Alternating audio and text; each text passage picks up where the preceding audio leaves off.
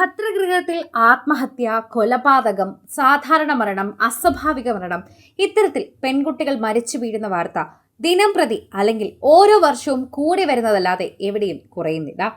പീഡനങ്ങൾ സംഭവിക്കുന്നത് തീർച്ചയായും സ്ത്രീധനത്തിന്റെ പേരിലാകുമ്പോൾ അത് ഭർതൃവീട്ടിൽ ഉണ്ടാകുന്ന പ്രശ്നം തന്നെയാണെന്ന് മനസ്സിലാകുന്നു. ഭർത്താവോ ഭർത്താവിന്റെ വീട്ടുകാരോ, അതായത് അമ്മായിയമ്മയോ നാത്തൂനോ ഒക്കെ ചേർന്ന് ഇത്തരത്തിൽ പ്രശ്നങ്ങൾ ഉണ്ടാക്കി കുട്ടികളെ പീഡിപ്പിക്കുക, മാനസികമായ നില തെറ്റിക്കുക എന്നതുൾപ്പെടെ തന്നെ പല പ്രശ്നങ്ങളിലൂടെയും ചെന്നെത്തിക്കുന്ന ഒരു വലിയ വാർത്തയുണ്ട്. എന്നാൽ എന്താണ് എന്നറിയാതെ ഇപ്പോൾ വീണ്ടും ഭർതൃഗൃഹത്തിൽ വെച്ച് എലിവിഷം ഉള്ളിൽ ചെന്നതിനെ തുടർന്ന് കോഴിക്കോട് സ്വകാര്യ ആശുപത്രിയിൽ ചികിത്സയിലായിരുന്ന ഒരു യുവതി മരിച്ചു എന്നാണ് അറിയാൻ സാധിക്കുന്നത്. വെറും 20 വയസ്സ് മാത്രം പ്രായമുള്ള അസ്ന എന്ന വ്യക്തിയാണ് മരിച്ചിരിക്കുന്നത്. ഇരട്ടക്കുളം നെല്ലിയാംകുന്ന് ഇടത്തിൽ കോളനി അബ്ദുൾ റഹ്മാന്റെ ഭാര്യയാണ് ഈ അസ്ന. ഗവൺമെന്റ് ഗേൾസ് സ്കൂളിൽ +2 വിദ്യാർത്ഥിനിയാണ് ഇപ്പോഴും അസ്ന. കഴിഞ്ഞ വർഷം ഏപ്രിൽ 20-നായിരുന്നു ഇവരുടെ വിവാഹം നടന്നത്.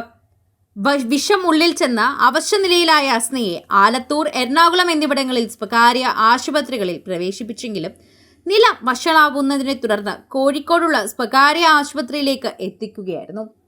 വളരെ കഷ്ടപ്പെട്ടിട്ടാണെങ്കിലും അസ്നയുടെ ജീവൻ തിരിച്ചു ലഭിച്ചില്ല. ഇതിന്റെ വിഷമത്തിൽ തന്നെയാണ് ഇപ്പോൾ അവിടെയുള്ള എല്ലാവരും.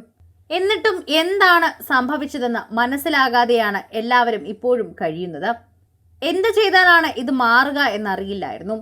അത്രയേറെ വിഷം ഉള്ളിൽ ചെന്നിട്ടുണ്ടായിരുന്നു. സമയവും ഒരുപാട് താമസിച്ചിട്ടുണ്ടായിരുന്നു. അതൊരു മറ്റൊരു കാര്യമാണെന്ന് തന്നെ തീർച്ചയായും പറയാൻ സാധിക്കും. എല്ലാവരും ഇപ്പോൾ ഈ ഒരു വാർത്തയെക്കുറിച്ചാണ് പ്രതികരിക്കുന്നത് എന്ന് പറയാം. ഇതിനെ തുടർന്ന് പലരുടെയും മൊഴി രേഖപ്പെടുത്തുന്നുണ്ട്. ചൊവ്വാഴ്ച രാവിലെയാണ് മരിച്ചത്.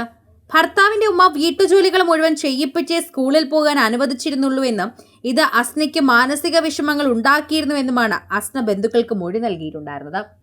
സ്കൂളിൽ പോകുന്ന കുട്ടിയാണ്, പഠിക്കാൻ ഒരുപാടുള്ളൊരു കുട്ടി തന്നെയാണ്. അതുകൊണ്ട് തന്നെ പല പ്രശ്നങ്ങൾ ഉണ്ടാകുമെന്ന് ഉറപ്പ് തന്നെയാണ്. അതിനിടയിൽ തന്നെ ഇത്തരത്തിലുള്ള കാര്യങ്ങൾ ഉണ്ടാകുമ്പോൾ അത് തീർച്ചയായും എല്ലാവരെയും സംബന്ധിച്ച് മാനസിക സംഘർഷം ഉണ്ടാക്കുന്ന ഒന്ന് തന്നെയാണെന്ന് എടുത്തു പറയാം. ഇപ്പോൾ അത് മനസ്സിലാവുകയും ചെയ്യുന്നുണ്ട്. അസ്നയുടെ ബന്ധുക്കൾ മൊഴി നൽകിയിട്ടുണ്ടെന്ന് പോലീസ് പറയുന്നുണ്ട്. അസ്വാഭാവിക മരണത്തിന് ഇപ്പോൾ കേസെടുത്തിട്ടുണ്ട്. ബന്ധുക്കൾ പരാതി ആരോപിച്ച് തുടർ നടപടി സ്വീകരിക്കുമെന്ന് പോലീസ് പറയുകയും ചെയ്തു. കാവശ്ശേരി ചുണ്ടക്കാട് പെരിങ്ങോട്ടുകുന്ന് വീട്ടിൽ ഹനീഫയുടെ മകളാണ് ഈ അസ്ന.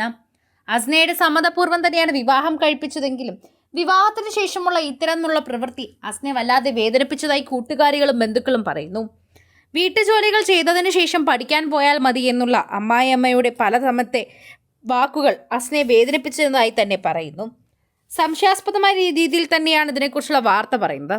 ആത്മഹത്യാ പ്രേരണ തന്നെയാണോ എന്നുള്ള സംശയവും ഇതിൽ ആദ്യം തന്നെ തെളിഞ്ഞിരുന്നു. ഇതിനെ തുടർന്നുള്ള വാർത്തകളെല്ലാം തന്നെ ഇപ്പോൾ ചർച്ച ചെയ്യപ്പെടുകയും ചെയ്യുന്നുണ്ട്.